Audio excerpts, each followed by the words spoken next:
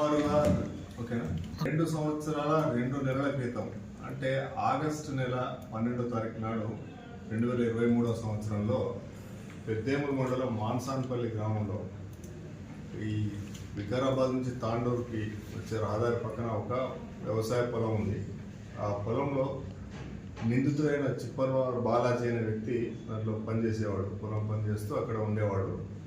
అయితే ఆ పక్కనే మాన్సాన్పల్లి గ్రామంలో ఉండే ముడావత్ రవి అనే వ్యక్తి ఇతనికి పరిచయం అయ్యాడు.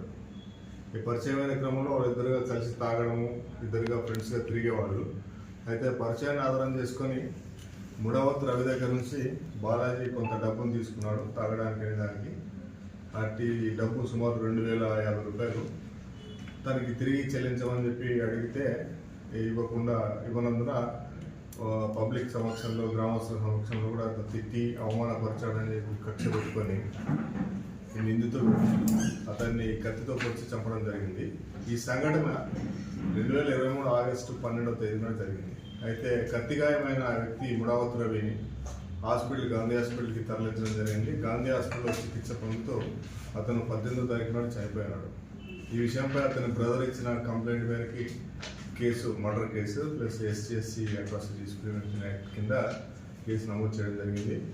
ముందు DSP గారు కేసు దాన్ని పోస్ట్ మార్టం చేసి తర్వాత నిందితుడైన చిప్పలవారు బాలాజీ గురించి తన స్వగ్రామమైన నిజామాబాద్ జిల్లా మద్నూర్కి, తర్వాత వాళ్ళ చుట్టాల ఇళ్ళకి అందరికీ కూడా వెరిఫై చేయడం జరిగింది.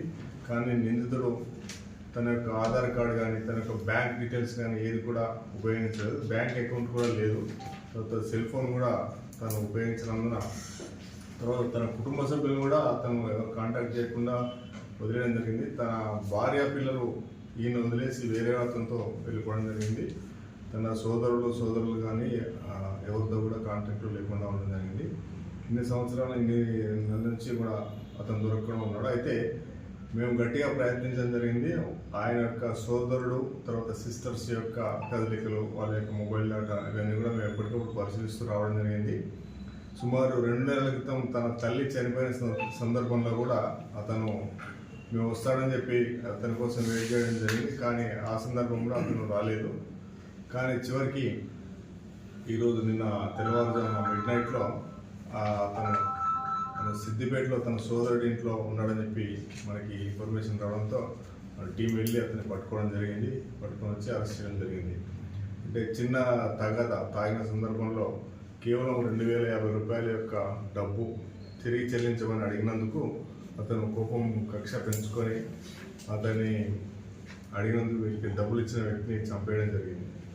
దీంట్లో ఎవరైనా ఈ కేసులో మంచి ప్రతిభ కనబరిచిన పెద్దేముల SI గారికి, తర్వాత రూరల్ CI గారికి, తర్వాత ఈ క్రైమ్ కానిస్టేబుల్స్ అంజాద్, శివ, మరి మున్నయ్య వీళ్ళందరినీ కూడా అభినందించడం జరుగుతుంది. అట్లాగే అందరికీ ఒక సూచన ఏమంటే, ఎవరైనా బయట ప్రాంతాల నుంచి వచ్చి ఇక్కడ పని చేసేవారు, ఏదైనా వ్యవసాయంలో కావచ్చు, లేకపోతే పాలిషింగ్ ఇండస్ట్రీలో కావచ్చు, వారి యొక్క ఆధార్ కార్డ్ని కానీ, సెల్ ఫోన్ నెంబర్స్ కానీ, వారి యొక్క కుటుంబ సభ్యులందరి సెల్ ఫోన్స్ డేటా కానీ మీరు తీసుకొని పెట్టుకుని ఉండాలి. ఏదైనా నేరం జరిగిన సందర్భంలో నేరస్తులు పట్టుకోవడం చాలా కష్టతరం అవుతుంది. అయితే ఈ కేసును సాధించడంలో మంచి ప్రతిభ కనబరిచిన వాళ్ళకి రివార్డులు కూడా అందజేయడం జరుగుతుంది.